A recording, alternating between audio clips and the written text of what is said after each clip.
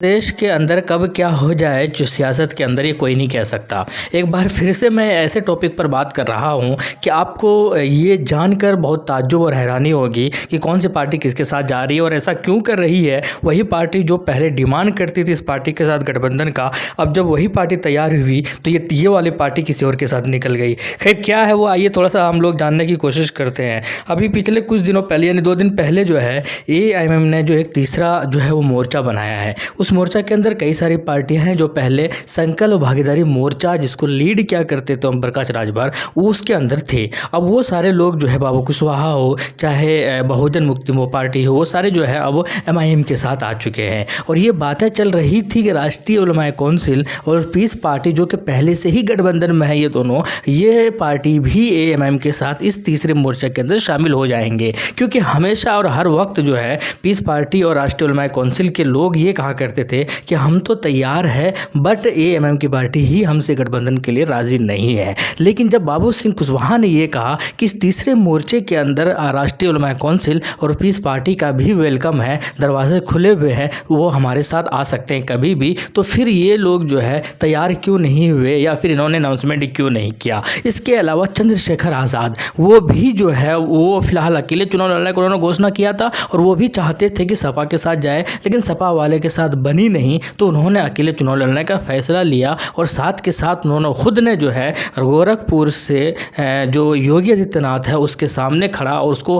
हराने के लिए जो है वहीं से घोषणा भी किया कि वहीं से चुनाव लड़ेंगे। लेकिन हम बात कर रहे हैं कि अभी एक और अपडेट आ रहा है, एक और सूत्रों से पता चला है जो कि काफ़ी काबिल यकीन है वो पहले की तरह, और उन्होंने कहा है कि कांग्रेस और राष्ट्रीय उलमाए कौंसिल और पीस पार्टी और आज़ाद समाजवादी पार्टी ये चारों के चारों पार्टी जो है अलग मोर्चा बनाने के फिराक में है, बना रहे हैं, बना लिए हैं, लेकिन ऑफिशियली घोषणा नहीं हुआ है। ऐसा हमें पुख्ता तौर पर खबर मिली है। साथ के साथ मैं आपको बता दूं कि कांग्रेस ये चाहते थे कि उन्होंने पहले भी AMM की पार्टी से कहा था कि आप हमारे साथ आ सकते हैं, सिर्फ और सिर्फ शर्त ये है कि आप पुराने भाषण के लिए, पुराने स्पीच के लिए असदुद्दीन ओवैसी को और अकबरुद्दीन ओवैसी को जो है माफ़ी मांगनी होगी। लेकिन खैर वहाँ के मुस्लिम जो कांग्रेस के अंदर जो मुस्लिम नेता है, मुस्लिम लीडर है, उन्होंने कहा था कि किसी मुस्लिम पार्टी को जो है ऐड करना बहुत ज़रूरी है कांग्रेस के अंदर, कांग्रेस के साथ गठबंधन के तौर पर,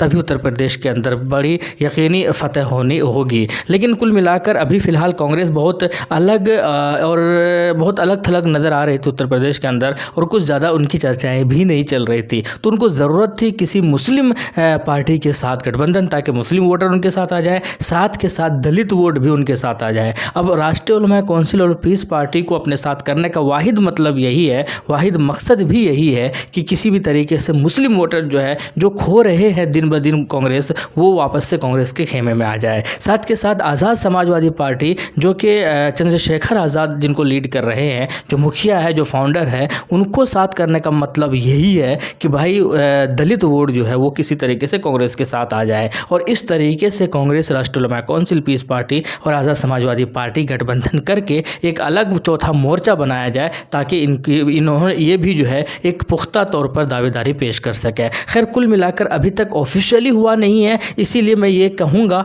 कि हो गया है तो थोड़ी जल्दबाजी होगी। लेकिन सूत्रों से पता चल रहा है कि घोषणा होना बाकी है, बाकी बातें चल रही है। तो अब देखते हैं कब क्या होता है। क्या राष्ट्रीय उलमाए कौंसिल और पीस पार्टी को AMM वाली मोर्चा के अंदर जाने चाहिए, जो कि बेहतरीन है, वो अच्छा है, वही होना चाहिए। लेकिन अगर नहीं करते हैं वैसे तो इसमें नुकसान बहुत लोगों का होने वाला है। इसके अलावा INL, इंडियन नेशनल लीग के राष्ट्रीय अध्यक्ष ने भी चंद्रशेखर आज़ाद को जो है समर्थन देने का जो है इन्होंने पूर्ण समर्थन दिया है। रीज़न यही है कि ये भी चाहते हैं कि योगी आदित्यनाथ हारे और ये भी चाहते हैं कि BJP को हरा सके। तो खैर कुल मिलाकर ये सब अपडेट है, यही सब चीज़ें हैं जो उत्तर प्रदेश के अंदर चल रहा है। अब ये देखना बड़ा दिलचस्प होगा कौन किसके खेमे में जाते हैं, कौन किसको किससे अलग करते हैं, किस तरह सीटों का बंटवारा होते हैं, कौन कहाँ से उतरते हैं। ये सारी चीज़ें चलती रहेंगी जब तक चुनाव हो नहीं जाते। खैर कुल मिलाकर यही, जैसा भी कुछ अपडेट अगर नया आता है या जैसा भी कुछ चीज़ें हमें पता चलती है, हम आप तक सबसे पहले पहुंचाने की कोशिश ज़रूर करते हैं और करते रहेंगे।